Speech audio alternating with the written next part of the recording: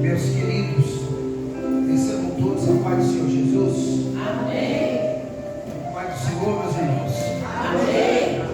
Por gentileza, quem trouxe Bíblia, Marcos, Evangelho do nosso Senhor Jesus Cristo, escrito por Marcos, no seu capítulo de número 5.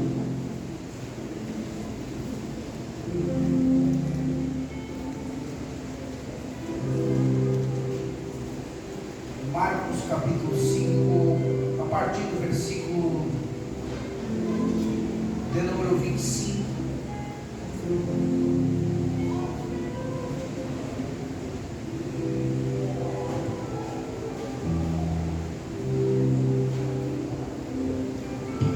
Glórias a Deus. Marcos 5, a partir do verso 25, vamos dizer assim: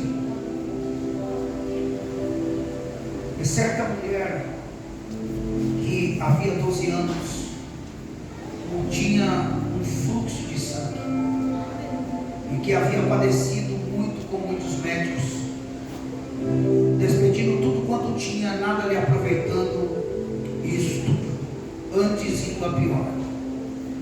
Ouvindo falar de Jesus, veio por detrás entre a multidão e tocou em suas vestes, porque dizia: se tão somente tocar nas suas vestes, sararei. E logo lhe secou a fonte do seu sangue e sentiu o seu corpo estar curado daquele mal. E logo Jesus, conhecendo a virtude de si mesmo que saíra, voltou-se para a multidão e disse: quem tocou em minhas vestes? Alguém me tocou. E disseram os discípulos: vê que a multidão te aperta, e dizes: quem me tocou? E ele olhava em redor para ver quem isso fizera. Então a mulher, que sabia o que tinha acontecido, tremendo e tremendo, aproximou-se, prostou-se diante dele e declarou toda a verdade. Quem pode dizer amém, irmãos? Amém. Todos vossos assentos, por gentileza, se assente. Quem não puder se assentar, fique comigo aí do jeito que eu estou, para juntos compartilharmos aqui e dentro desse texto aprendermos algumas verdades bíblicas. Já ouvimos uma boa palavra da parte do Senhor. Quero louvar a Deus pela vida do meu amigo pastor Adeilton, esposa, pastor Rosângela. Pastor Adeilton esqueceu o meu nome, mas demorando essa idade, um grande amigo. Hoje estou cumprimentando o pastor dessa igreja, saudação estende a todos os obreiros, irmãos aqui nessa casa. Deus abençoe. Prazer em rever o servo de Deus, o ministro pastor, presidente ali do Ministério de Tinga, pastor José Domingo Bittencourt. Deus abençoe sua vida, pastor. Uma satisfação enorme ouvi-los, uma voz de trovão, uma voz boa para se ouvir, audível, Como é bom a gente ver a Escritura sendo exposta, apresentada como ela deve ser apresentada, irmãos? Com muita clareza, com muita simplicidade, para que possamos compreender e sair daqui alimentado. Porque a palavra pregar no grego significa fixar bem. O que foi pregado? Que leram? Qual texto que leram? O que você aprendeu? O que você vai colocar em prática? Aquilo que você ouviu, na verdade, é ouvir e praticar aquilo que ouve. Sabe, é isso que as Escrituras nos ensinam. E assim nos tornaremos seres humanos melhores, pais melhores, filhos melhores, enfim. A Bíblia tem esse poder. Deus abençoe. Tiagão está ali, meu filho? Vamos ver você. Vamos estar contigo. Isso aí é igual Paulo, filho. Foi gerado. Minhas entranhas. Queridos, vamos lá. O texto é conhecido. Eu não preciso aqui ficar dando voltas naquilo que Deus ele reservou para nós dentro dessa palavra. Mas uma coisa aqui eu quero deixar bem claro. Primeiro, o evangelista Marcos, irmãos, esse evangelho ele tem uma particularidade toda especial, porque esse evangelho é conhecido como evangelho petrino, porque Marcos ele não foi discípulo de Jesus, mas alguns historiadores, teólogos afirmam que esse evangelho era ditado por Pedro, era Pedro ditando e Marcos escrevendo. Mas a verdade é que essa passagem bíblica ela é tão marcante, ela é tão especial, que é impossível quem é amante da Bíblia, que já não tenha tido pelo menos a oportunidade de ouvir, pelo menos ouvir alguém pronunciar ou falar essa narrativa bíblica. Todos que pregam a palavra, todos que amam a palavra de Deus, porque pregar a palavra não é dom. O dom da palavra existe, mas pregar não é dom. Pregar é obediência. Jesus ele disse assim: ide por todo mundo e pregai o evangelho a toda criatura. Então, se você não prega, você está desobedecendo uma ordenança direta de Deus. Agora, o dom da palavra, o dom da ciência da palavra é existente.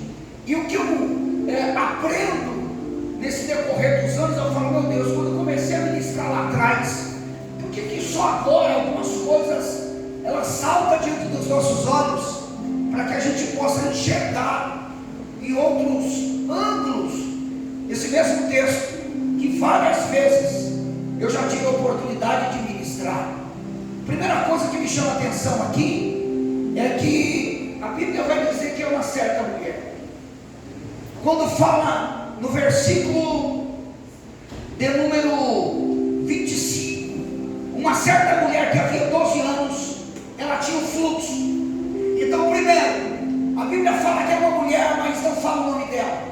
Ainda que alguns aí dê nome para ela, e já vi vários nomes dados a essa mulher, eu fico com isso. E uma certa mulher que tinha um fluxo, então ela é conhecida pela sua enfermidade, porque mulher do fluxo de sangue não é nome. Se você conhece alguém que chama por esse nome, me apresenta, porque eu nunca vi. Qual é o teu nome? Mulher do fluxo de sangue. Isso não é nome, irmão. E quem não tem nome não é ninguém. Por isso que, primeiro, essa mulher, irmãos, ela sofria de um fluxo de sangue e ela era considerada imunda, impura. E toda mulher que era tida e passava por esse período, ela tinha que ficar no arraial dos imundos por um determinado tempo. Agora, o interessante é que ela não podia tocar em nada quando ela estava neste período, e não podia tocar em ninguém. Então, primeiro, ela não podia tocar em nada, mas ela resolve tocar. Levítico 15:16 diz que toda mulher que passava por esse período era conhecida e era considerada imunda. Então, uma mulher que não tem uma identidade, mas é conhecida pela dor, ela resolve sair-se no desespero para tocar em Jesus. Mas espera lá, uma multidão cercava Jesus.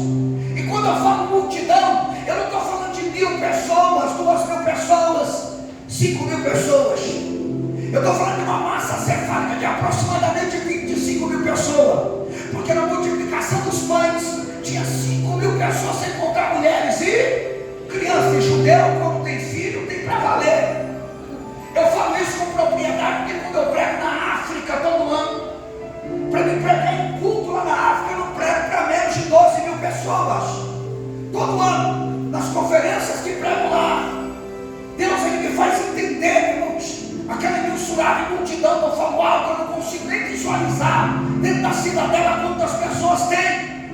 E eu fico admirado, porque eu começo ali a visualizar Jesus quando ele estava pregando e a multidão seguindo ele. Então, pastor, essa mulher precisa romper a multidão, mas para romper a multidão ela vai esbarrar em algumas pessoas, e quando ela esbarra, ela deixa algumas pessoas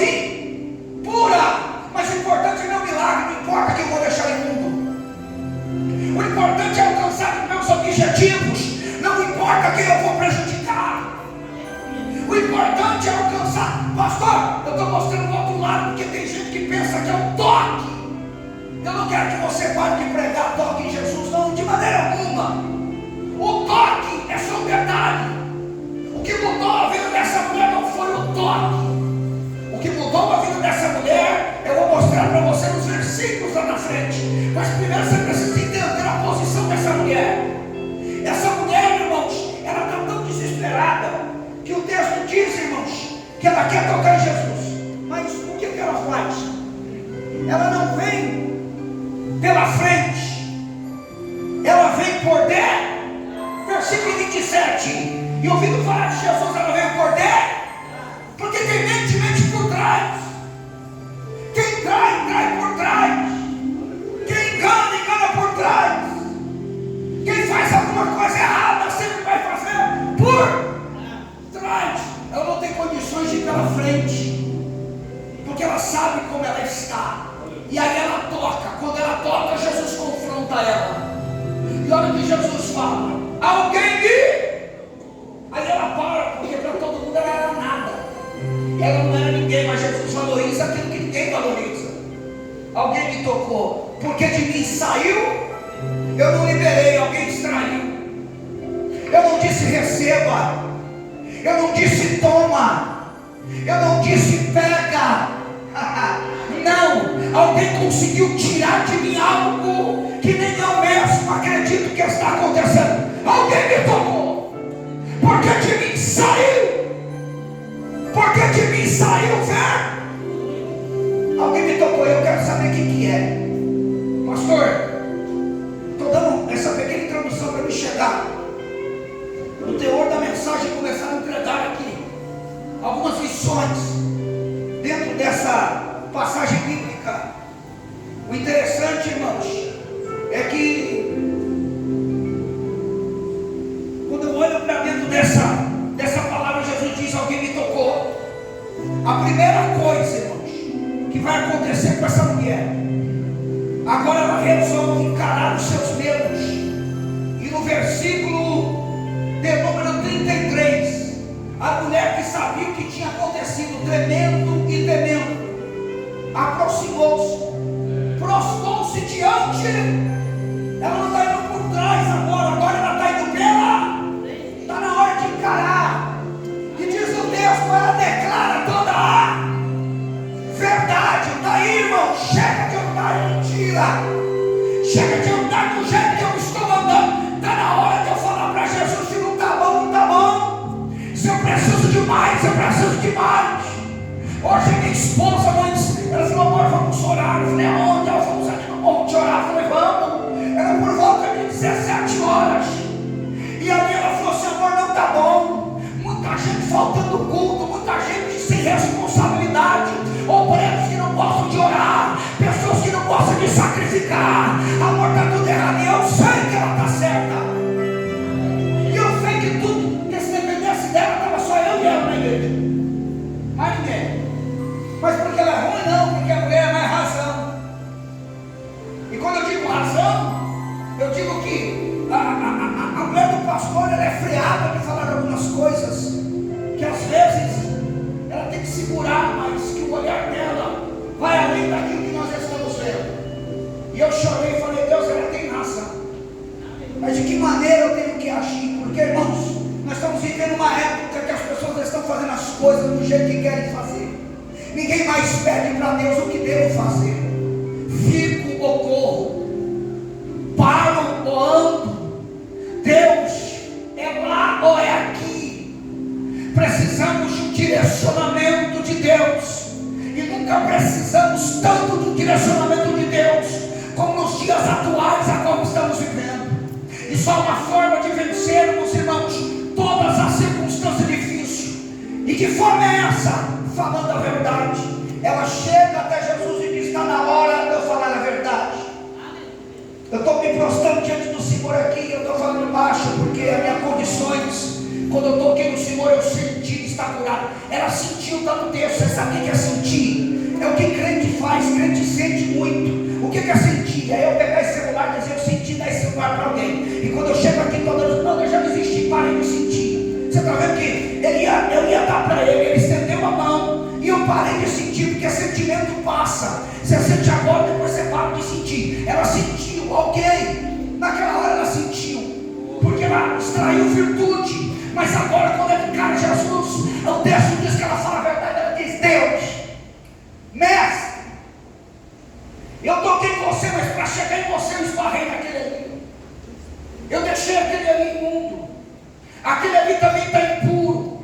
Eu deixei também aquele ali eu toquei, naquela ali eu toquei. Eu não sei quantas pessoas ela tocou, mas ela está falando a verdade. Quando ela fala a verdade, Jesus libera para ela algumas identidades, que está no versículo de número 34.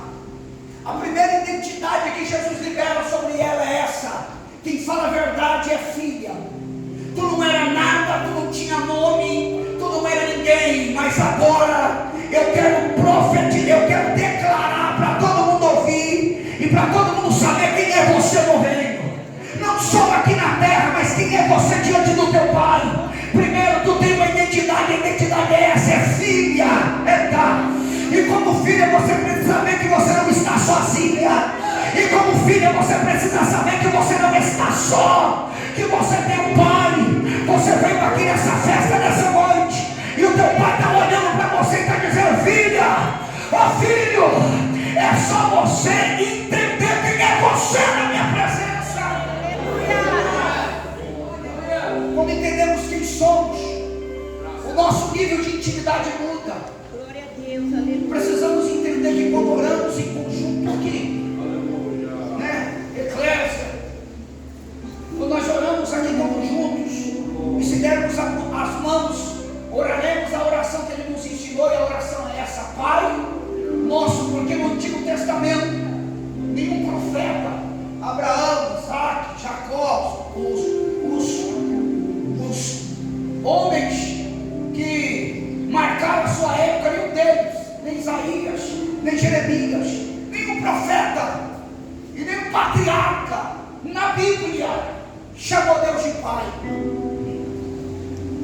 Você vai ver os filhos dos profetas chamando Elias de Pai, porque o nível de intimidade era outro. Mas você não vai ver ninguém no Antigo Testamento chamando Deus de Pai.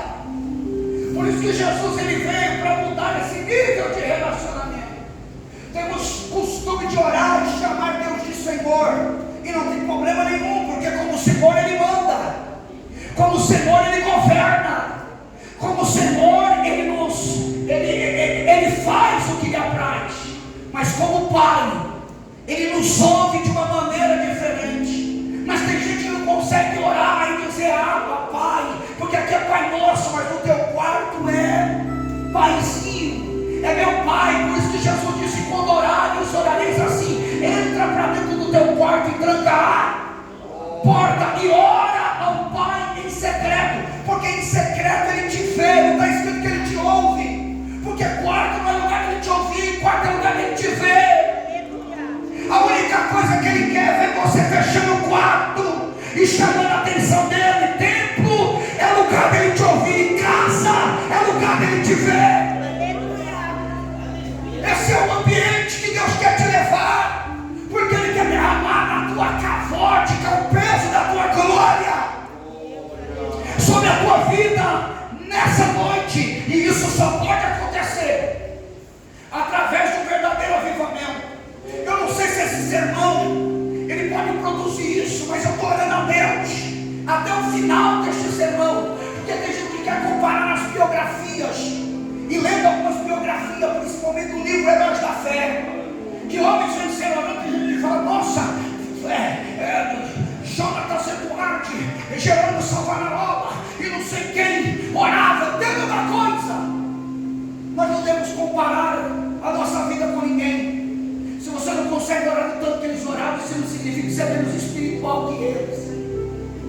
Isso significa que você não tirou um tempo hábil da tua vida para dedicar só a Ele, porque você tem outras responsabilidades, e essas responsabilidades não te permitem você ficar todo dia, mas se você tem esse tempo de mergulhar e passar mais tempo com Deus do que os homens, se prepara para viver o extraordinário de Deus.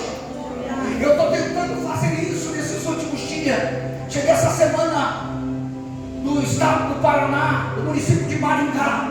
Estivemos ali numa conferência missionária, irmãos, e fomos marcados por Deus na noite de domingo. Que culto fantástico, que glória tremenda, e não precisou muito. Aí eu entendi que não é eu entendi que é o sermão, porque o sermão, ele tem o poder de fazer isso. Um dia o pastor lá em Londres, ele pediu para Deus um avivamento, porque ele não se conformava em ver tanto pecado, tantas coisas dentro da igreja. Ele já não sabia mais o que fazer. Ele disse: Deus, me dá uma mensagem. E no meio da mensagem, Tiago, Deus deu um tema para ele: um pecador na mão de um Deus irado. Quando ele começou a ministrar, pessoas se agarraram na pilastra e batiam na cabeça, porque sentiam como se estivesse caindo dentro do inferno, de tão poderoso que foi aquele sermão. Um repórter que estava naquele culto, ele resolveu publicar, e ele publicando o teu jornal em Londres, todos que abriam para ler a matéria desse sermão eram impactados, eram renovados por Deus. Londres foi renovada, só que um escritor de origem francesa, que não gostava muito dos britânicos, pegou esse jornal sem intenção e levou para a França. E lá na França ele abriu e foi ler esse sermão. Ele foi impactado, traduziu em francês e correu dentro da França. E aonde chegava esse sermão, as pessoas eram impactadas, se ajoelhavam, se arrependiam, voltavam para Jesus, de tão poderoso que foi essa mensagem. Ou seja, o sermão andou. Por quê? Porque Deus resolveu descer do céu e dar uma palavra para poder moldar e direcionar a história daquelas pessoas que ali estavam. Deixa eu dizer uma coisa: nessa noite Deus resolveu descer nessa casa para dizer para alguém que veio aqui nessa noite: tua vida, teu ministério, a tua chamada, a tua casa não será mais a mesma depois desse culto. Por quê? Porque tu vai sair daqui desse culto dizendo: eu tenho uma identidade, eu tenho uma paternidade espiritual, eu sei quem é o meu pai. Se eu sei quem eu sou, meu pai, eu não preciso mais sofrer, eu só preciso entender que, como filha, Ele é poderoso para fazer muito mais daquilo que pedimos ou imaginamos, segundo o poder que nele opera. Irmão, eu estou correndo, eu tenho aqui mais 10, 12 minutos, porque eu quero entrar na endossar da mensagem. Primeira identidade: tu é filha. Segundo, a tua fé. Fé do que, irmão? De tocar? Fé de falar a verdade. Porque para falar a verdade e assumir os seus erros, você precisa de fé. E aí, um dia uma menina de 5 anos, pastor, dentro do colégio dela, foi perguntar para a professora o que era fé. O professor disse: pergunta para o teu pai, que é pastor. Pai é pastor, ele vai te explicar melhor do que eu. 5 aninhos.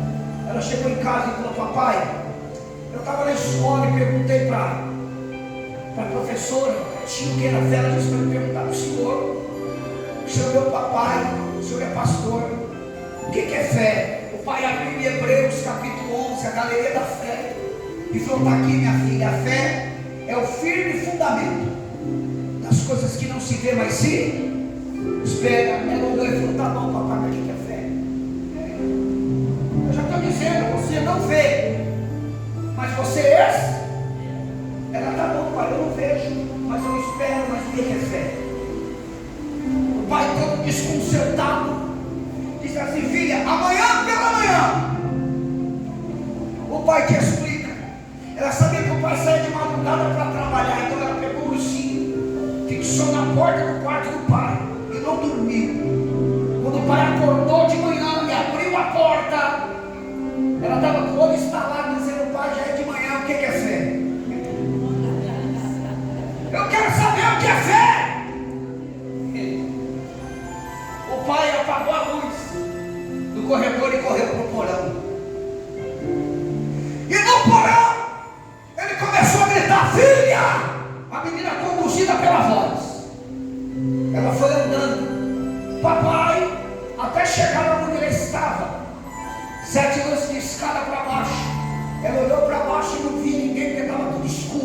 E disse: papai.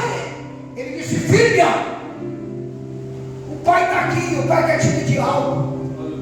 Sim, pai, mas o que é? O pai quer que você pula. Eu não quero que você dê um passo no degrau, não. Eu quero que você se lance daí e pula. Ela olhou e disse: pai, mas eu não estou te vendo. Eu sei que você não está me vendo nessa noite. Eu sei que você não consegue me enxergar fisicamente, mas eu estou te vendo. Eu te vi desde o momento que você saiu da tua casa. Eu estou te acompanhando a manhã toda. Eu tenho te acompanhado esse mês. Eu conheço as suas lutas, eu conheço as suas dores. Deus, Ele te conhece mais do que ninguém. Eu não estou vendo o Pai, mas o Pai está me vendo. Eita, eu estou sentindo a presença daquele que nos vê. É por isso que Ele disse: entra no quarto e tranca a porta, porque lá eu te vejo. Você não precisa ver nada, é eu que preciso ver. Porque tem gente que diz: eu preciso ver, igual Tomé, para poder crer. E Jesus está dizendo: você não precisa ver nada, você só precisa confiar. Confia. A palavra de Deus para alguém aqui nessa noite é: confia. O demanda que derramasse. Tem muitas coisas que estão levando você a não crer mais. Tem muitas coisas querendo tirar do teu brilho e afinar na dúvida. Quer tomar conta do teu coração, porque quando o pai disse pula, ela disse: eu não estou te vendo. A segunda palavra que ela disse foi: papai, eu estou com medo. Pai disse: pula, minha filha. Mas ela disse: pai, eu não estou te vendo. Papai, eu estou com medo. O medo quer te paralisar. O medo quer te impedir de você chegar onde Deus quer te levar. Rompa os seus limites. Enfrenta os teus medos. Porque você vai viver o extraordinário de Deus a partir dessa data. É por isso que a palavra não tenha medo aparece 365 vezes na Bíblia. É todo dia Jesus dizendo: não tenha medo, não tenha medo, não tenha medo. Acordou na segunda, tu vai acordar com essa palavra, não precisa ter medo.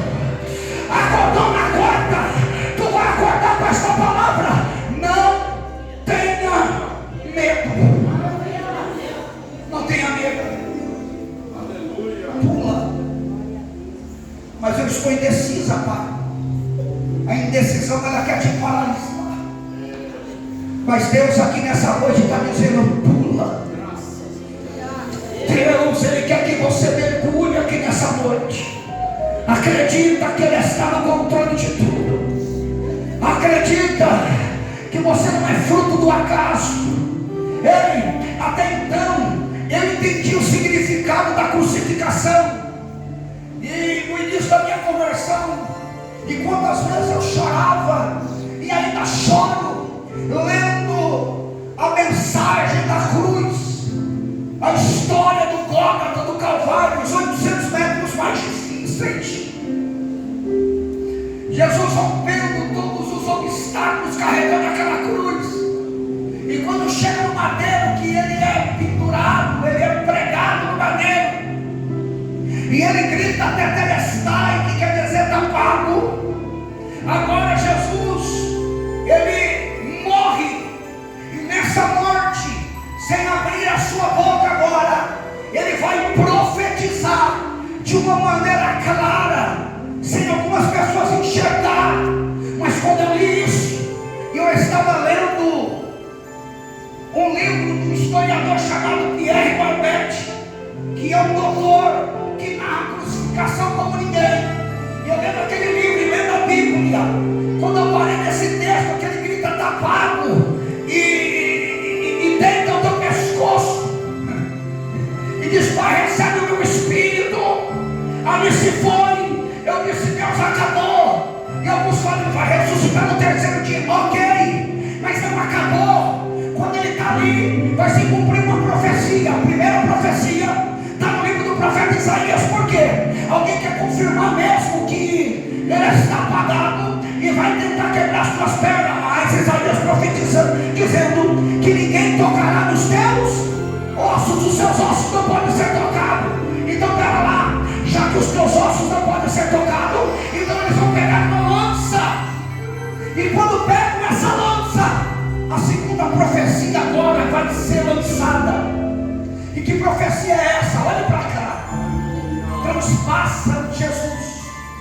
E quando transpassa Jesus, Senhores, a Bíblia diz que dentro dele saem dois líquidos. E quais são os líquidos? Água e sangue. A bolsa estourou. A igreja está nascendo. A bolsa, eu vou repetir, isso só acontece quando a mulher dá luz. A bolsa estoura, é a água saindo. Eita, e a vida dizendo eu quero nascer. Eita, é Jesus dizendo na cruz, tem água nascendo. A igreja está nascendo. A igreja está sendo gerada. E a igreja não é fruto do acaso. A igreja ela foi gerada lá na cruz do Calvário. Se você acredita nisso, é só quem veio na glória aqui nessa noite. É só quem veio adorar a Ele aqui nessa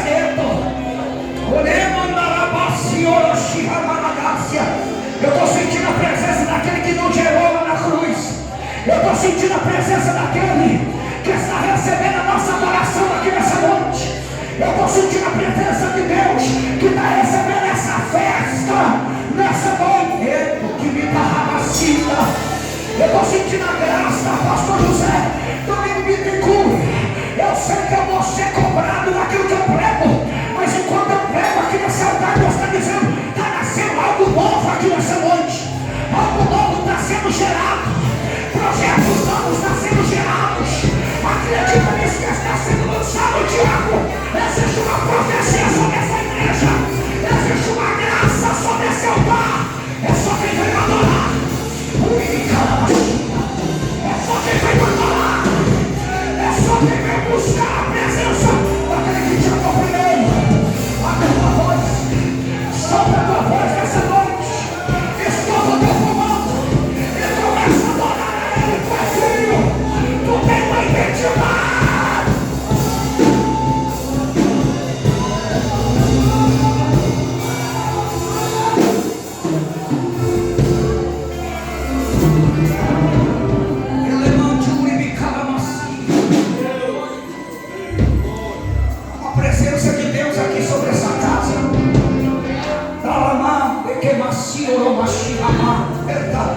Eu estou sentindo uma graça que desce. Eu estou sentindo uma presença que retuia macio. O grandão está aqui. Aquele que morreu na cruz para poder nos salvar. Mas o projeto era maior. Não era só para nos salvar. Era para a igreja ser gerada. Há mais de 2000 anos atrás, Jesus profetiza sem abrir a boca. É por isso que nessa noite, meu Deus, Ele está dizendo para alguém que entrou aqui: filha, pula. Mas eu não estou te vendo, pai. Filha, pula. Mas eu estou com medo. Filha, pula. Mas eu estou indeciso. Deus não é Deus de dúvida, Senhor. Deus é Deus de certeza. O Deus da dúvida é o diabo. Mateus capítulo 4.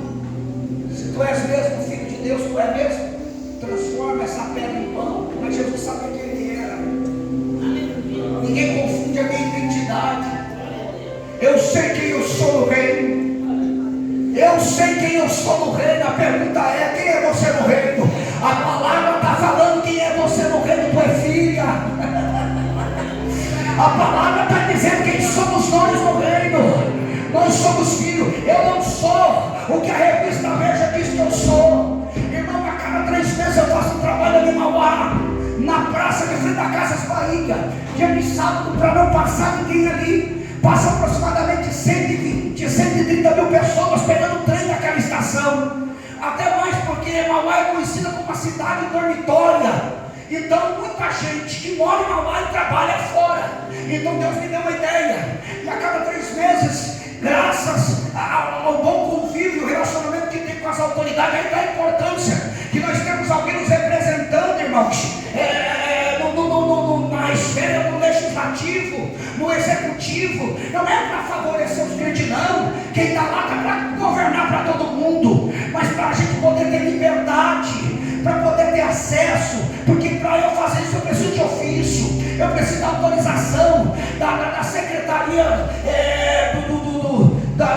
que pertence ao órgão público. Então a secretaria responsável que vai me autorizar, e direto já me deram autorização no ano todo, irmãos, para fazer esse evento. Aí eu levo bateria, eu levo teclado, eu levo a igreja para a rua e começamos a pregar a palavra de Deus. Daqui a pouco começa a cultuar gente, porque o louvor está acontecendo, o som está acontecendo, e quando a palavra é entoada, eu olho para Casas Bahia, porque fica bem do lado direito, onde nós colocamos o som. Eu olho, mas para trás da Magazine Luiza, na frente a Águia Shopping, várias lojas, todo mundo sai de fora da loja e começa a ouvir a palavra. Um certo dia eu estou pregando lá, de repente eu soltei o microfone e o grupo de louvor começou a adorar. Veio uma mulher na minha direção e disse: meu filho, eu quero que você ore por mim, mas é porque eu sou católica e eu não tenho muita afinidade com os evangélicos. Eu disse: fica tranquila, porque eu não sou evangélico.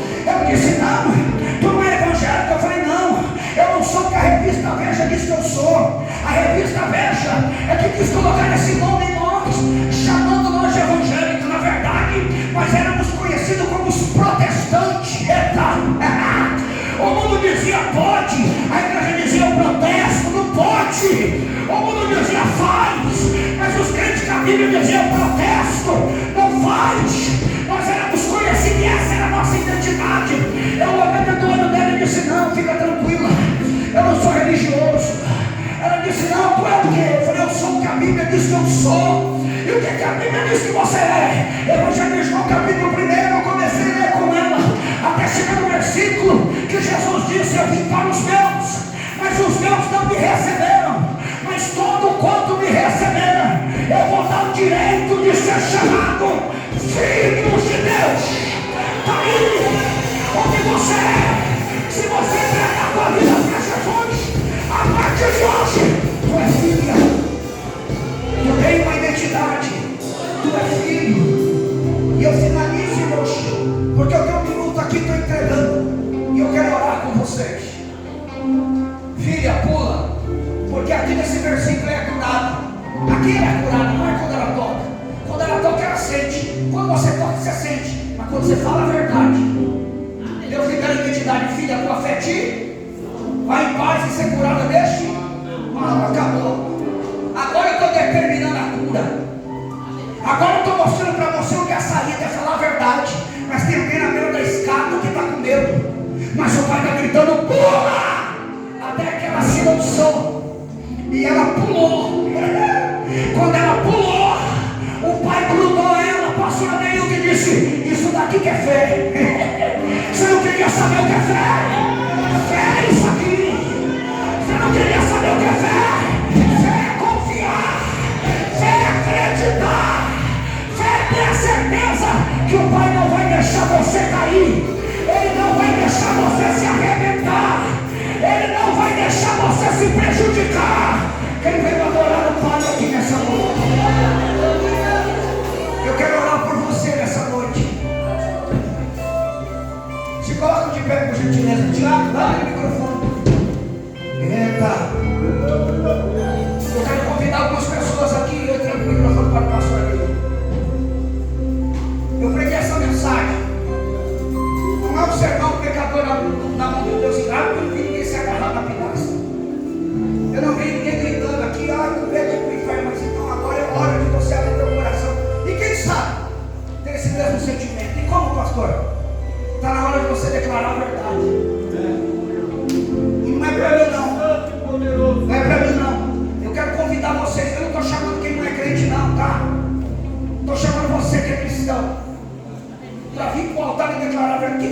Deus, está difícil.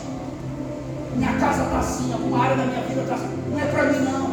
Não precisa nem abrir a boca, faz igual Ana. Mas está na hora de você falar a verdade. Senhor, está me faltando força. Senhor, está me faltando saúde. Eu venho no culto e tem gente que fala, não estou sentindo nem arrepião mais. Está Jesus. Se arrepiar é grito. Deus quer que você sinta algo maior. Deus Ele quer te levar num nível sobrenatural. E Ele está te convidando a você sair do teu lugar e falar, vem para o altar declarar toda a verdade. É com você e Deus. Irmão, é congresso, é renovo. A palavra foi pregada, tu é filha. Filha, fala a verdade. Agora é você e Deus, a identidade. É você que define quem você é. Pastor, qual a verdade? Minha casa precisa ser salva, pai, eu não aguento mais. Pai, essa área da minha vida é isso, é essas verdades. Não adianta se maquiar, nós estamos no altar. Está na hora de nós se derramarmos. Está na hora da igreja usar a tua fé. E é isso que eu estou te chamando aqui nessa noite. Tem coragem? Pula. Tem coragem? Sai do teu lugar e vem aqui no altar falar toda a verdade. Não é para mim não. Tem gente que está precisando de mudança na tua casa. Tem gente que está precisando de algumas áreas da tua vida. E moça, chove. Há uma confusão aí dentro. Algumas coisas que precisam ser tratadas. Por exemplo, quando eu disse, é hora de falar pai, tem gente que não consegue orar paizinho, porque ela já lembra do pai que não teve, já lembra do pai truculento, aí não consegue, a palavra pai fica embargada, há alguma coisa que está te travando no mundo espiritual, e nessa noite Jesus, Ele quer nos libertar por completo, Ele quer lavar nossa alma, Ele quer mostrar para você que não só você, mas toda a tua casa, pode ser tocada por Deus aqui nessa noite. Eu vou entregar o microfone aqui, eu vou orar. Eu não perco essa oportunidade, isso é um passo de fé. Eu estou chamando o crente, eu não estou dizendo que você está desviado, não. Eu estou dizendo que a tua vida está ruim. Eu estou dizendo que está na hora de falar a verdade. Deixa a mensagem introduzir dentro de você. Pega essa palavra, isso, e abre o teu coração ali agora. Chora. Sei lá o que você vai fazer, mas deixa Deus te usar ali agora. Espírito Santo.